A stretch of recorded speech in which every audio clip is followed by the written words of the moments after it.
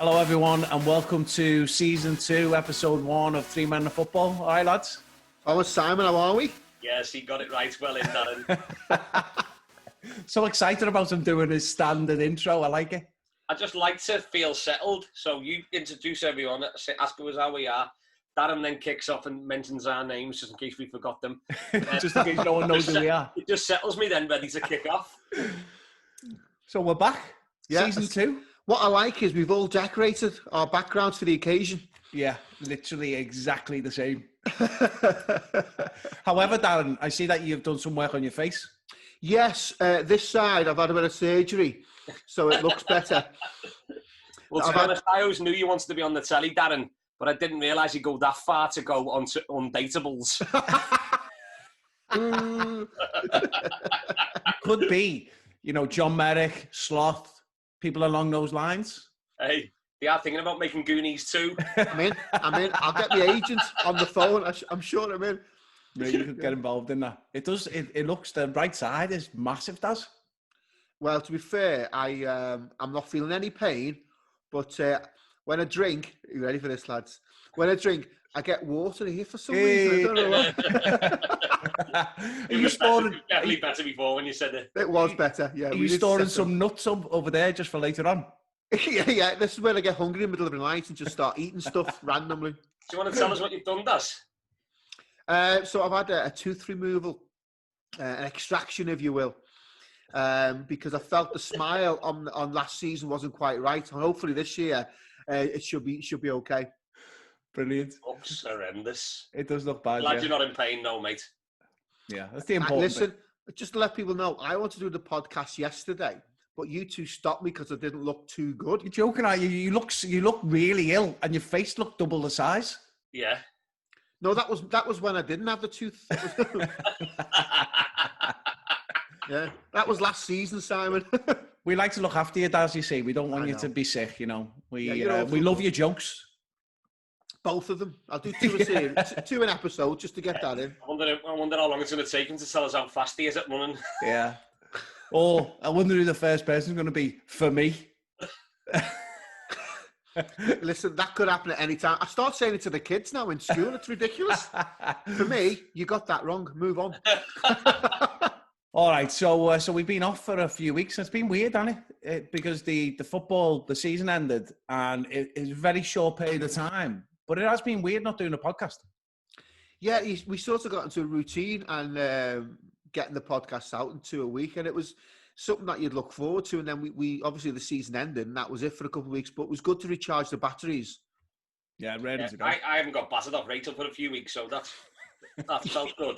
But you know what I wanted to say about the end of last season?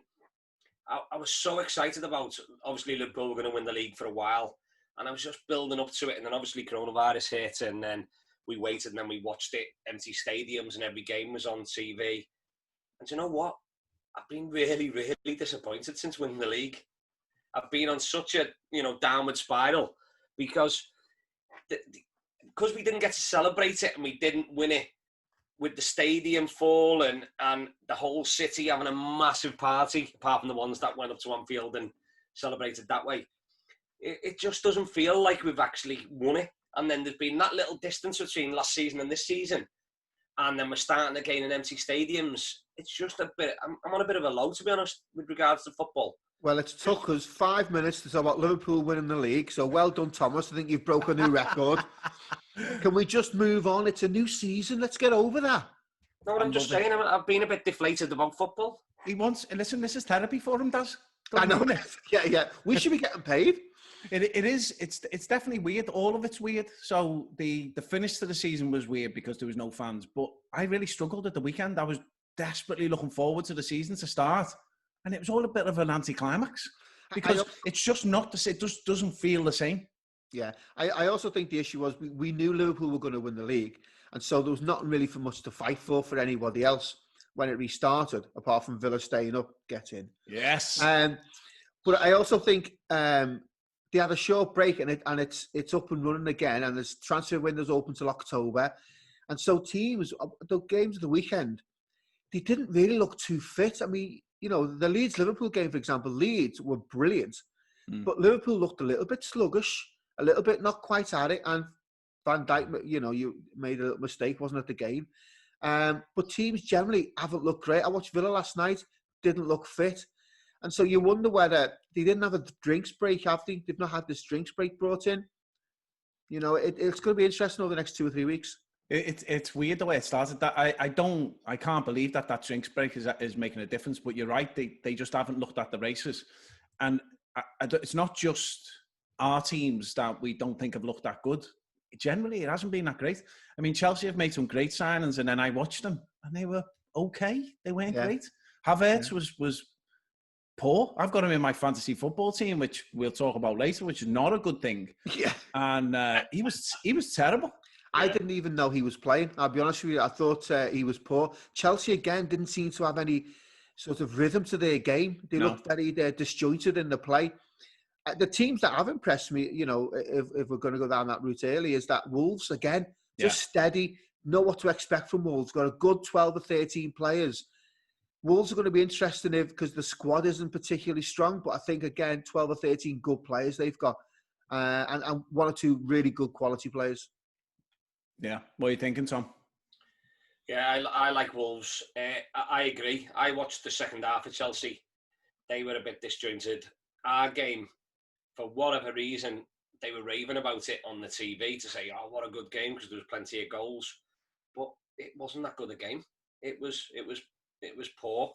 We scored off bad Leeds mistakes, and they scored off bad Liverpool mistakes.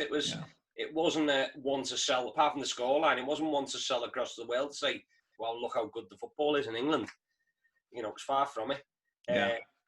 There's been a couple of other, like Everton, really impressed me. Yeah, it looked great. They did a great shift, and they produced some excellent football and deservedly got the win. But again, Tottenham looked really unfit and didn't look at the races. And I'm not throwing Everton fans on there. I'm not saying that to take anything away from Everton's performance. They were great. But just in general, you're right. It just looks a bit sloppy. And the fact that we've only had 2, maybe 3 weeks pre-season, I don't think that's really because you build up, don't you, your fitness levels in a programme to sort of hit peak fitness for the first game. And if you've got to then squash that into a short period of time, possibly, you're just not quite there. So I don't know. It's going to be interesting to see how we go. Yeah, I also think start of the season, the fans are normally there and players up the game off the energy of the fans in the stadium. And I think it's quite flat, the stadiums, and I think the games have been quite flat. Well, that's one of the things that we've got to look out for, isn't it? Is we did see at the end of last year there is an impact on some of the, or it appears that there's an impact on some of the teams that the fans are not there. How that plays out at the start of this year, I think, will determine, how we settle for who's going to be at the top of the league towards the end of the year. But it just feels weird. Like watching Match of the Day is weird. I love watching Match of the Day, but a lot of it's about the atmosphere, and it's just none of it at all. So hopefully we get back to that at some stage. Well, while we're talking about the games, let's go through what happened over the weekend, because I think it's good to get into the scores as well, because there was some interesting scores over the weekend. So the first was Fulham getting beat by Arsenal. And the big thing there is Aubameyang has signed a new contract, scores a goal at the weekend, and then Lacazette gets a goal as well. And Arsenal looked better than they had before. Again, Fulham were not at the races at all and did not look great. But Arsenal definitely looked better than they did at the end of last year. Yeah. As you know, I'm a big fan of Arteta. I think tactically he's very good.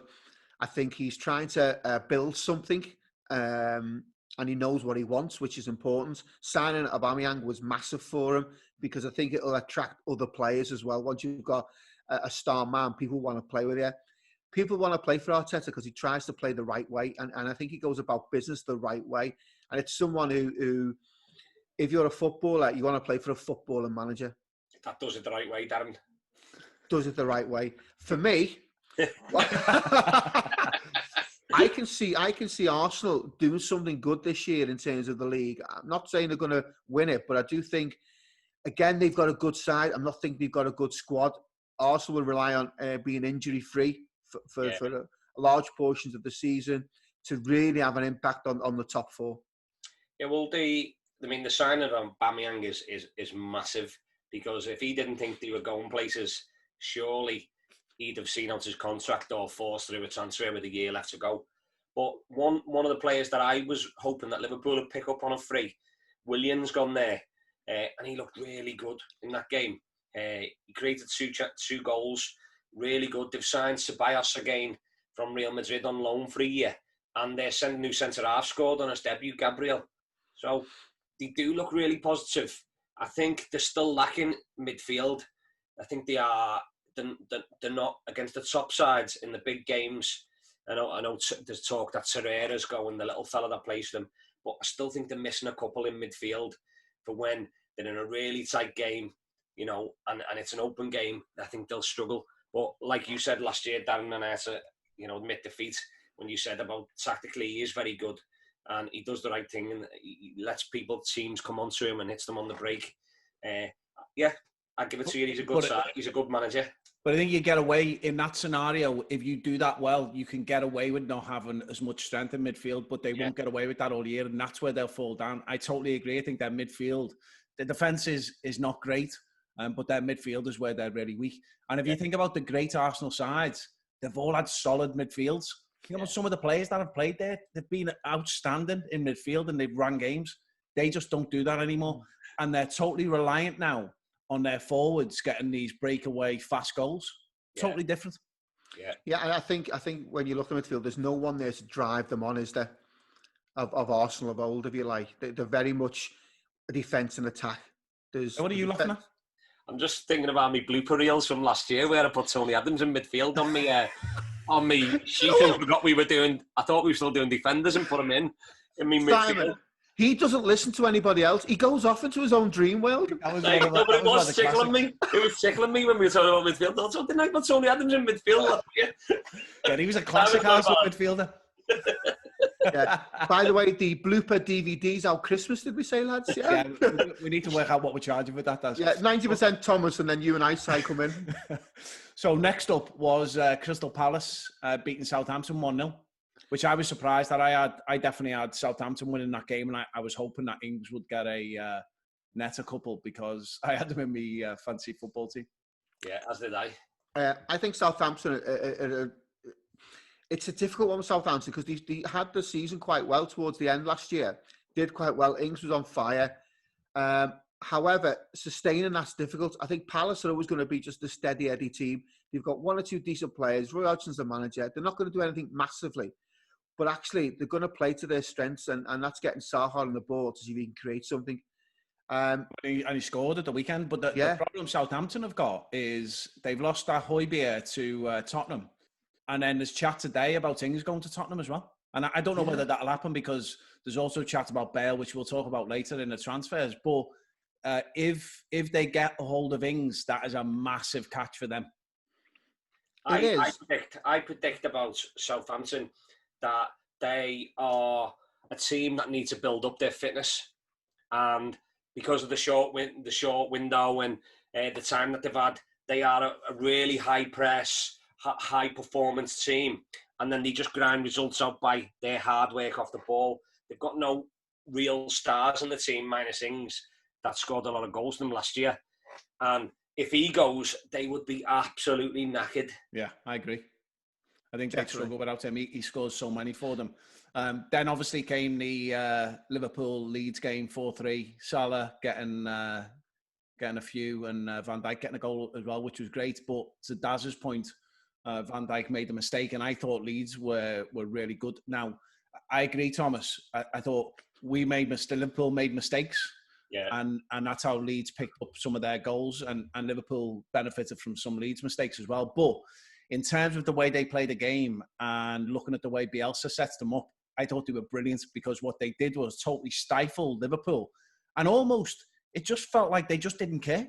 They were just like, you know what? It's just another game. It doesn't matter that it's Liverpool. It doesn't matter that they're the champions. We're going to go at them. A couple of really good goals. Harrison played really well. Bamford played well.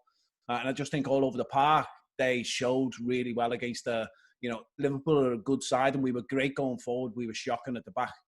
And also, I thought that our midfield didn't get come up to muster as well. I thought we were a bit weak. We were off the pace, and we didn't get behind the ball when we needed to, which is what put us in the spots that we were in. But as I agree with you, it wasn't a great game technically. But if you're a neutral, a 4-3 is not a bad one to watch. Yeah, I agree with what you're saying, Si. We spoke about some of the positioning of Gomez and Trent, which sort of isolated Van Dijk on his own and with the formation that they played. But I wanted to pick up on how good was Mo Salah. He Outstanding. was outstanding. And then when I looked afterwards and I seen the after-game chat with Gary Neville, he was, you know how much he loves Liverpool, but he was absolutely raving about Mo Salah. He's got the second highest or quickest second highest behind Alan Shearer for the amount of first to 50 goals at home. His goal scoring record's been phenomenal since he come to Liverpool. And he doesn't get enough credit. He doesn't get enough credit because he's a little bit selfish compared to Mane. Mane's everyone's favourite. You know, certainly one of my favourite players. He's just a really likeable, hard-working, fabulous footballer. But when you break it down the nitty-gritty, Mo Salah's his record, his stats are off the chain. They're unbelievable. And I think, you know, Liverpool fans, if we lost him to Spain or to whoever, we'd find it very, very difficult to replace the stats and the goals and the performances that he does each week. Well, I think the thing that's interesting about Salah, and this pisses people off at times as well, is he doesn't like it when other people are selfish. So you see him getting all wound up and he almost throws a little tantrum every so often. Yeah.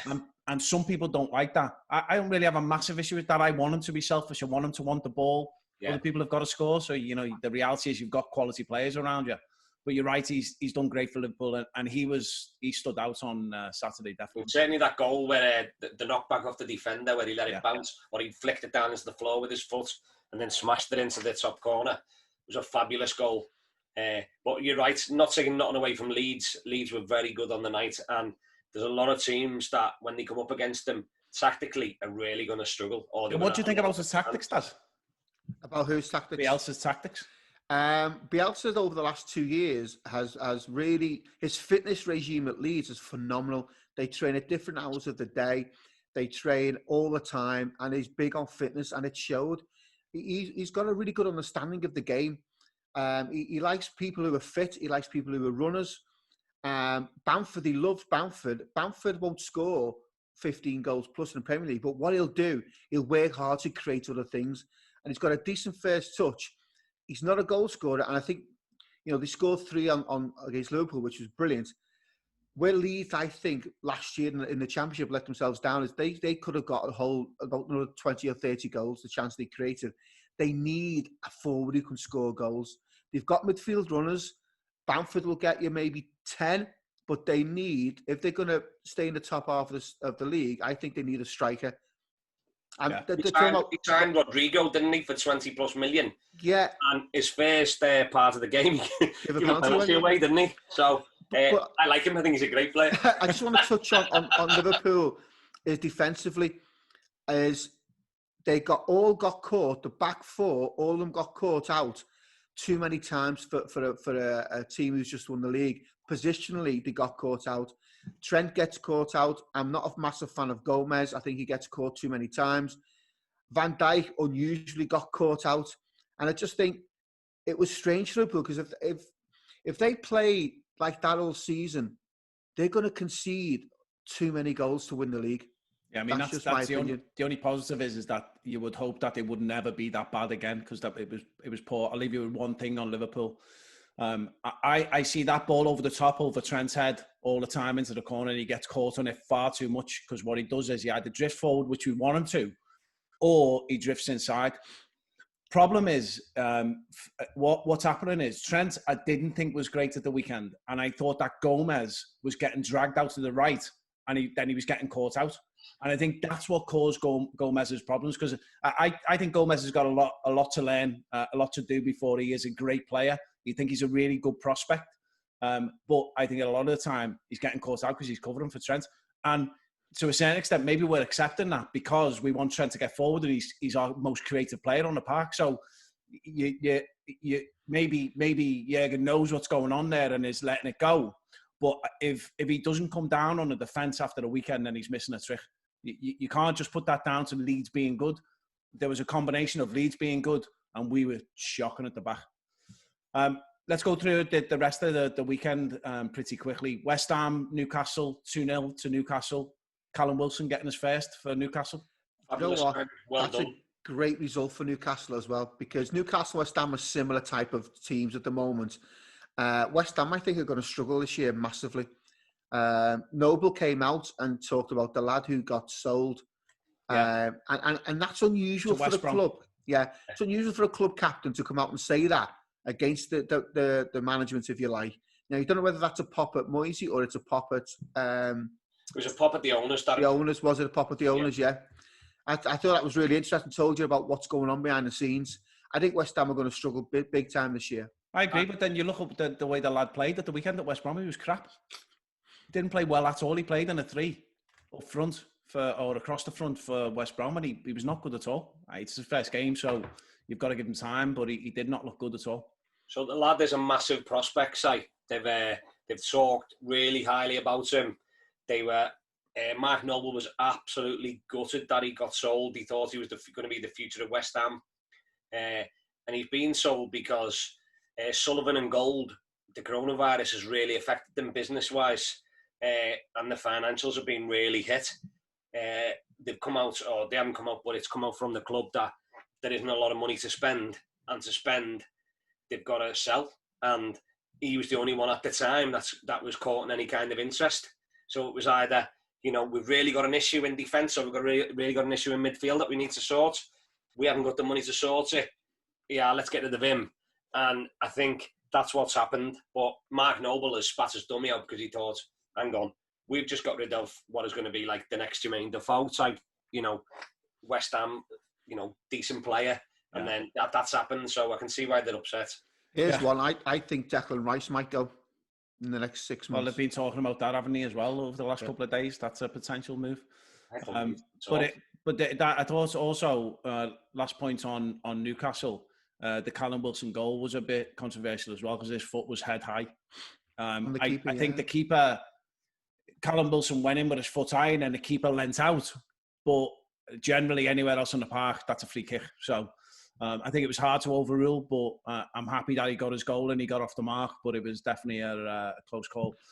Sunday, we had the first game was West Brom versus Leicester. Leicester walked that 3-0. Vardy scored a couple of goals. Yeah, he got 2, didn't he? Yeah. Leicester looked good, but West Brom looked crap.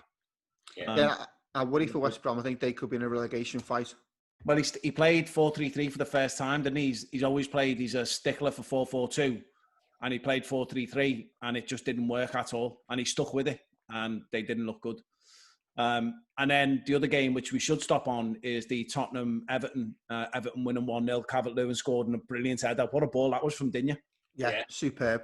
Outstanding. That was the pure desire, wasn't it, to get through the 2 defenders to get your head on it, though. Yeah. Quality. I actually thought Everton's shape was outstanding. I thought their attacking, some of the moves they came up with, and all the transfers over the last couple of days looked very, very good. Is it Allen in midfield? Allen, yeah, he's a real workhorse, isn't he? Wow. So I think he was great because he almost gives Decore and Rodriguez the license to bomb on. I mean, you seen Rodriguez, he was pushing right up and joining the forwards, which I think makes a big difference for Everton, because part of their problem as well is they haven't had someone, they haven't had a forward that's gone and is, in the top of the goal scoring charts. So they need to get goals from elsewhere. And he could be a massive part of the answer there because he will get goals. He's quality. He's good on the ball. And he looks really fit as well. Yeah. That was the bit that I was surprised about. All 3 of them look really fit. And I think with that quality in midfield, I think Calvert-Lewin will get 15 goals plus. Because you know what? Over the last year or so, he has really improved at his play. He's always been a workhorse. He's always had a decent touch. But that header showed you something that he hadn't showed for the last 12 months before. That desire to get in the mix between 2 centre-halves. And it was a superb header. Well, maybe they don't... maybe Richarlison and Calvert-Lewin play more regular together. Play as conventional forwards. Richarlison, I thought, did well last year. I like Calvert-Lewin. I think he's a decent player. But they didn't do as well as they should have done. But when you had the midfield that Everton had, I just don't think you would ever gun him. And with those 3... maybe they can play conventional, stay up top, don't drop in, don't try and get involved in a play. Just go and stay up top and let Rodriguez do the link-up play because you've got 2 players there in midfield who will cover you. Yeah, yeah. I've definitely got to say though, Ancelotti's definitely been listening or watching the podcast because the amount of times we slated Everton's midfield last year, Yeah. Well done to him for listening. Everyone could see what the issue was, and he's gone out. Everton have backed him, so well done to Everton. And hopefully they'll do well for Everton this year. Not against Liverpool, obviously, but I mean, it's great to see an Everton side up there putting pressure on and getting up the league, because them sitting bottom of the second half of the table is no good to anyone. It isn't, and the reality is, I think it's great to have another solid team in the city who are challenging and who are putting pressure on. But I also think, you think about what happened at Liverpool, and the real kind of switch for Liverpool was him getting Alisson and Van Dijk, because we had real problems in goal and at centre back, and he solved those problems with those two players. I think what they've done here is they may have solved the biggest problem they had. They still need other players, and Everton fans will tell you that. But they've solved the biggest problem they've got, because they didn't have the creativity, they didn't have the drive, they didn't have the legs to go box to box with the players that they had. He solved that problem. This could be the start of them building a quality team and adding better players. And also, I think the other players will come on because of it as well. Who's the guy in midfield and centre mid who's great on the ball, but his legs go? Gomez. Yeah. What I like is that Gomez then had the freedom, because Alan was everywhere. Gomez had the freedom to get on the ball more than he has done previously.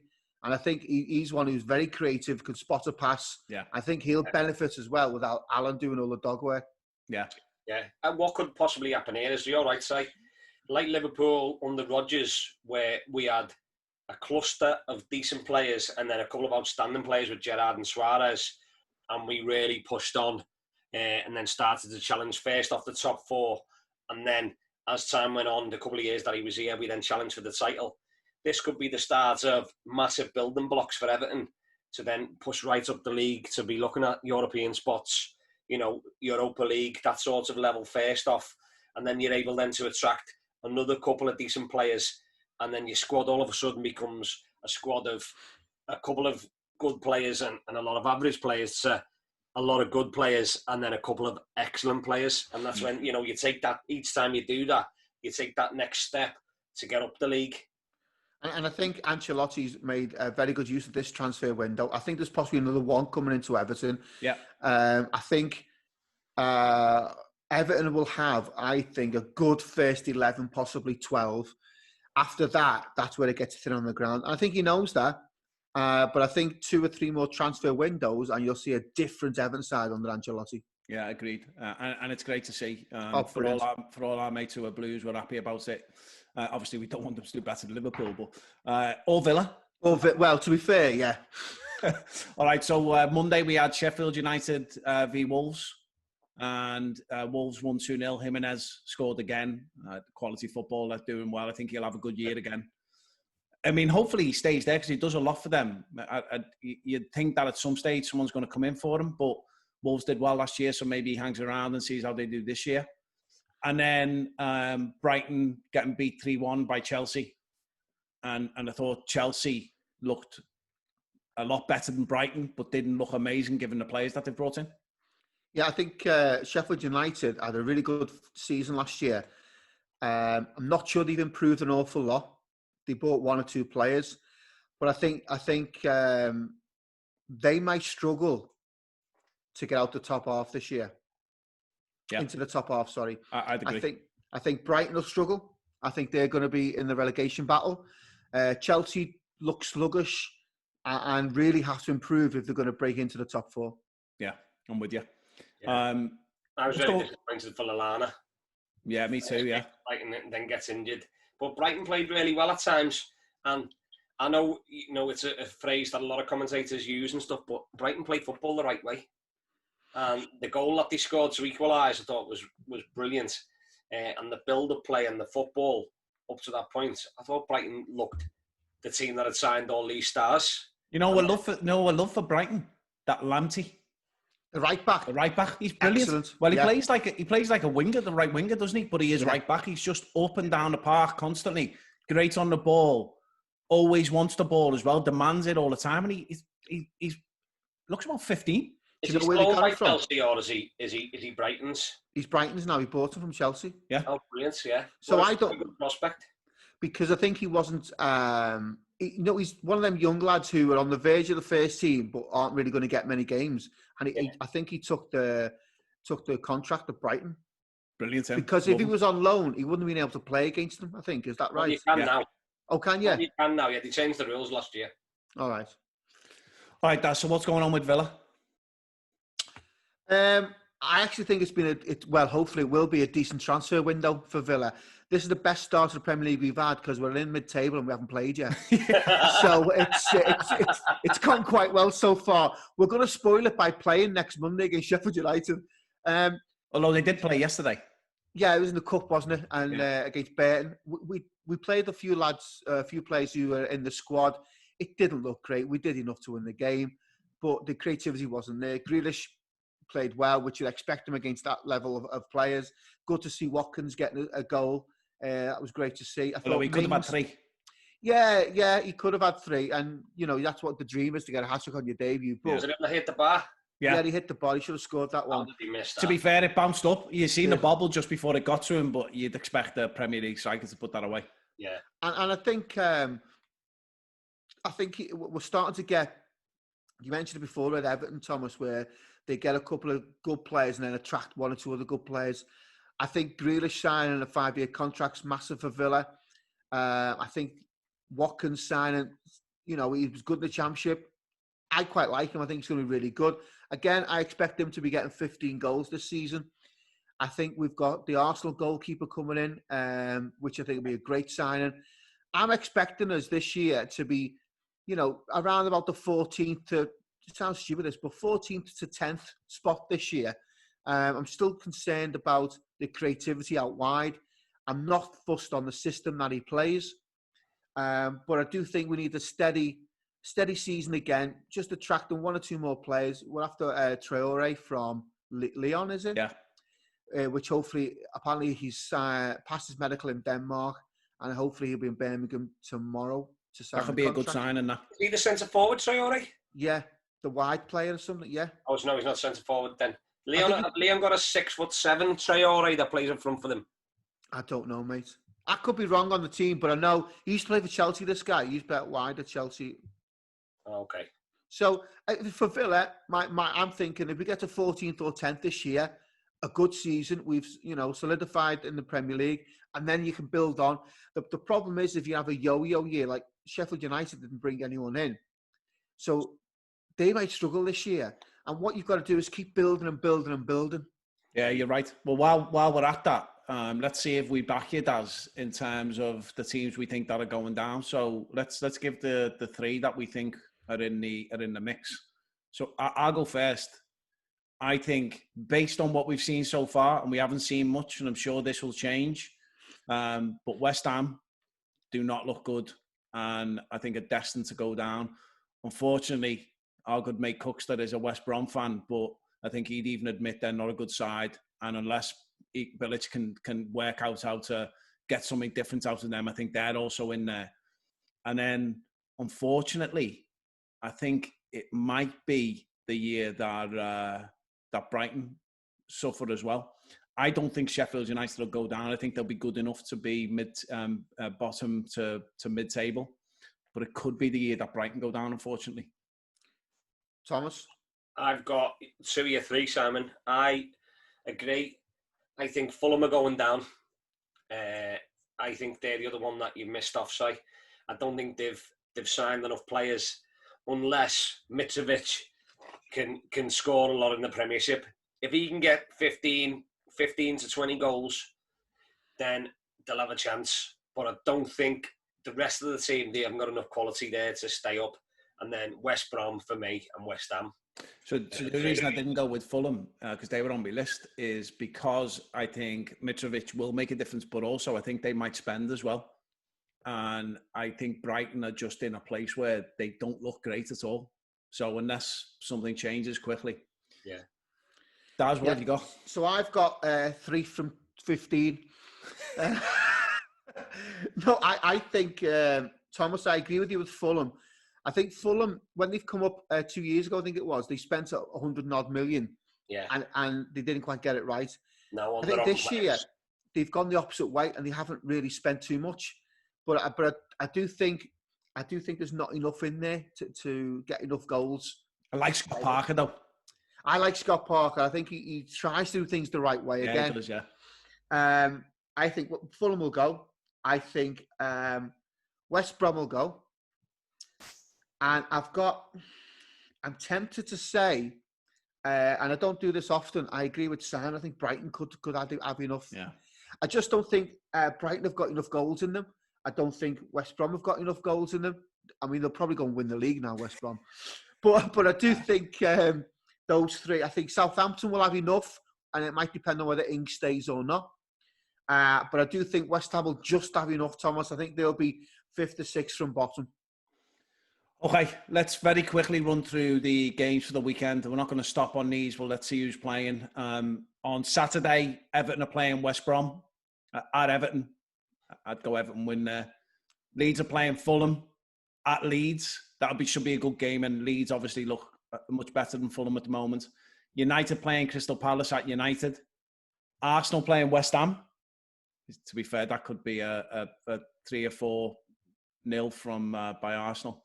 And then on Sunday, Southampton is playing Spurs at 12 o'clock. Newcastle playing Brighton.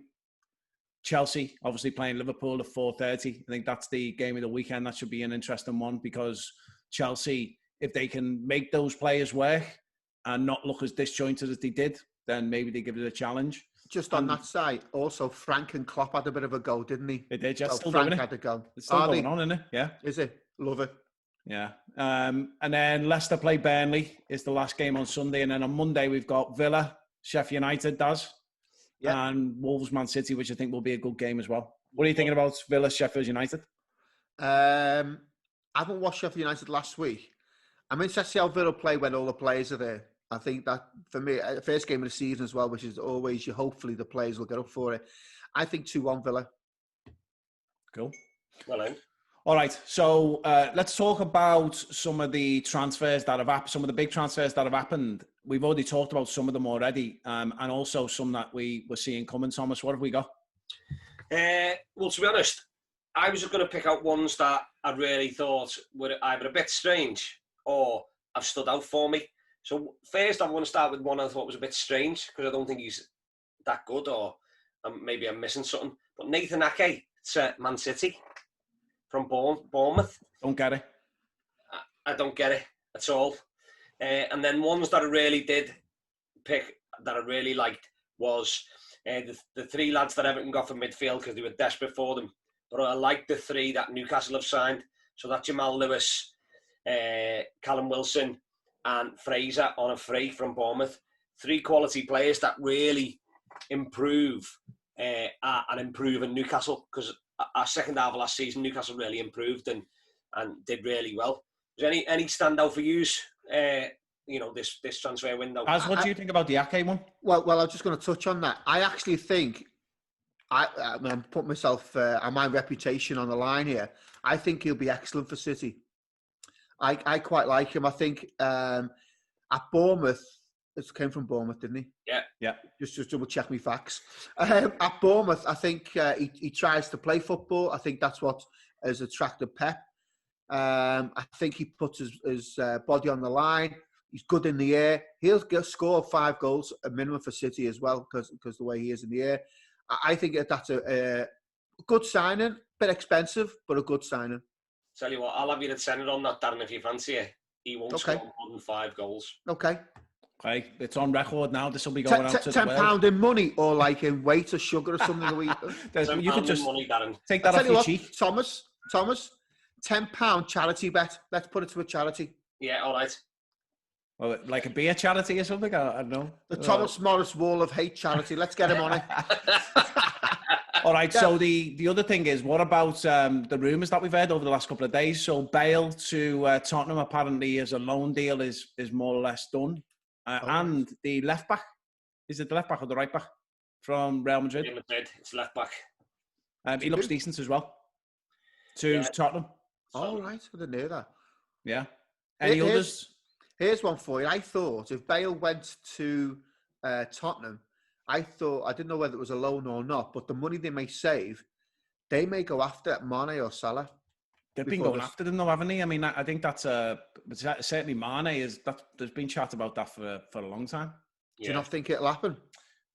I don't think there's any reason for him to go at this stage. Now, the end of the season might look different because it depends what happens this year. But if we have another good year, then either players will think, oh, I've done that now and I'll go and get a different challenge. Or if we don't have a good year, they might think, okay, now's the time to go. But I think now would be an odd time to go. Do you not think Real Madrid are one of them clubs that come round once in a lifetime?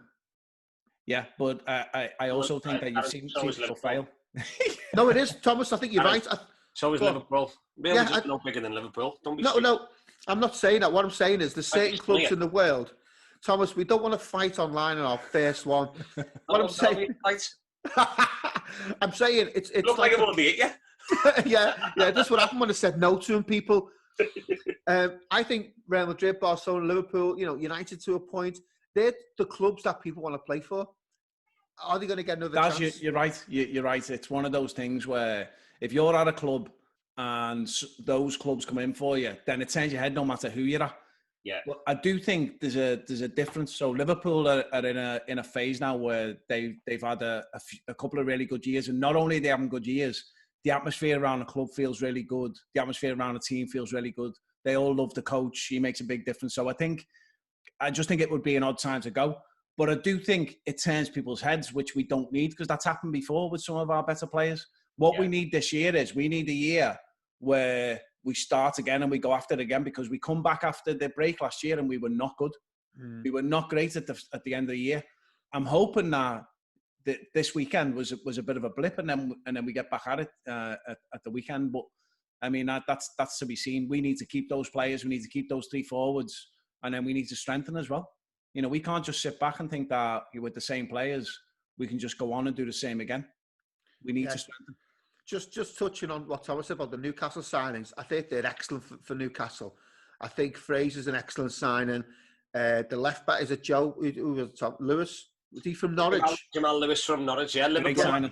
He was excellent last year, and I think Newcastle have done well there. The issue with Newcastle is I think they bought them on the back of them getting sold at the Newcastle as a club.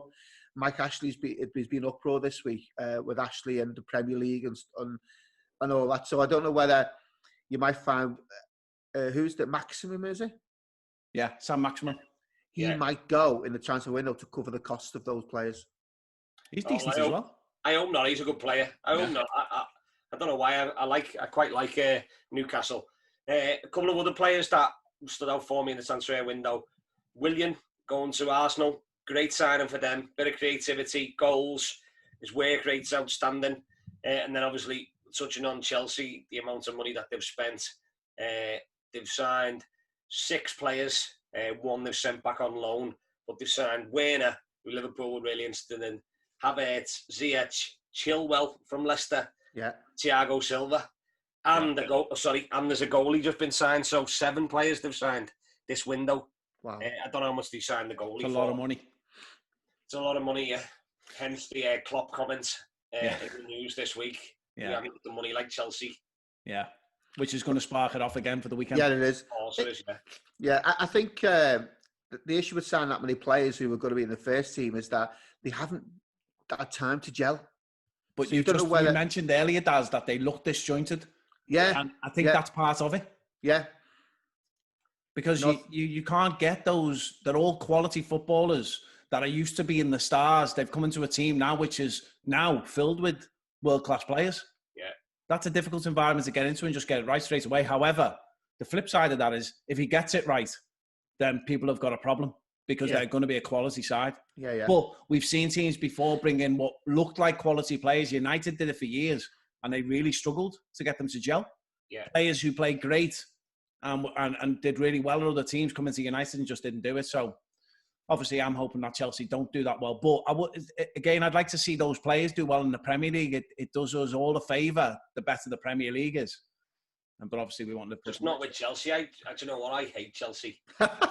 You're not a fan, are you, mate? I hate Chelsea, and I've seen a great thing today. I hate Simon Jordan, but he's on Talk Sports, and there's a video on Twitter of him today talking about Liverpool and Chelsea and the rivalry and stuff. And he hit the nail on the head. He said Liverpool are one of them, like the grand old lady of football, one of the top teams forever. And Chelsea are a new kid on the block, but they're owned by some really, really rich guy that just buys whoever he wants. They've got no history, and they're making their own history now as they go, whereas they haven't built like Liverpool have built over a century and have got years and years of history. And I just thought, you hit the nail on the head, because I just can't stand them. He come in, changed football, because he was the first one, really, wasn't he, in world football to come in and go, you know what, I've got billions, I'm going to buy the best players in the world, I'm going to watch my team win every week. And I just didn't like that about them. And it got to a point where I actually hated Chelsea more than hated Man United. And that's wrong. That's wrong. Now I feel sorry for Man United, to be honest. All right. So let's a couple of things before we finish off. Firstly, I've been watching a documentary over the last couple of weeks, which I've absolutely loved, which is is it All or Nothing on Prime with Tottenham. Yeah. So I watched the Man City one, which I thought was good, but I didn't come away from that liking Man City anymore. I quite like some of the players, like Company come across really well. They've got some good players in that team. But I'm 9 episodes in. I've just watched the last episode of the Tottenham one, and I really like Tottenham. I thought Mourinho didn't come across as much of an idiot as you would expect. And maybe some of that is for the cameras and some of it isn't, because he was still very selfish at times. But it was interesting watching the way he coaches, the way he talks to the players, the way he interacts with them, the way he interacts with the media, how that interaction has changed over time, because they showed some of his old stuff as well. That is well worth a watch. If you've got Prime, watch that. It's 9 episodes, well worth a look. Yeah, I might have a look at that. It's not Liverpool, so you're not watching it. Can I also, just as an Aston Villa fan, distance myself from the Agbonlahor comments regarding Grealish and Iniesta? In no way is Grealish as good, or will ever be as good as Iniesta. I just wanted to make sure that it's perfectly clear what was on our Facebook page was brilliant. And I don't know whether Agbonlahor takes drugs or drinks late at night. but I just think, I get what he's trying to say, but it was wrong. Oh, you just can't make that comparison, can you? No. Yeah, that was a good one. All right. It was like Joe Allen getting called the Welsh shabby. Yeah. yeah, but that's a piss take. Gabby Agbonlahor was serious. Yeah. And he, to be fair, he caveated it with, you know, I know it doesn't sound right, but I'm going to compare him to Iniesta. It's like, you just can't do that. Yeah. But I actually thought last night he did look good against weak opposition. That through ball for the goal was fantastic. Did really well in the corner. But again, he's not playing against the world-class players. So let's finish off with our predictions for the league.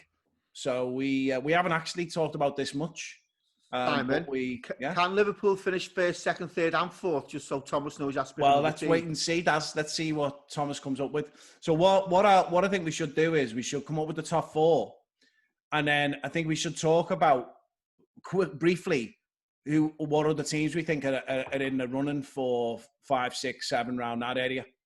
So I'll go first. All right. Easy. All right. So I think it's Liverpool first. I think he'll get them going again and we'll win the league. And I think that will put us in a position where we prove some of the doubters wrong as well, which would be good. I think City will run as a close second this year. I don't think we'll run away with it. I agree again. I think Chelsea are going to get going. I think they'll have maybe 5 or 6 weeks where they won't be at the races as much, but they'll scrape some wins and then they'll come good. And then, now this is the one that is maybe a little bit controversial. I think United will finish 4th. I agree. Top 4 done. Conversation over. Because I think Solskjaer will get them going. Yeah, I've got to say, but not necessarily in that order. Okay, all right. So then, so that's my top 4. Tom, I think that's your top 4. My top 4. That's what's yours. Do you used to speak before this? Is this we literally didn't? Yeah. So I've gone for. I think I've gone for City Liverpool swapped. I just think I'm surprised Liverpool haven't got out and signed someone. I think when you're on top, that's the time to sign the quality players.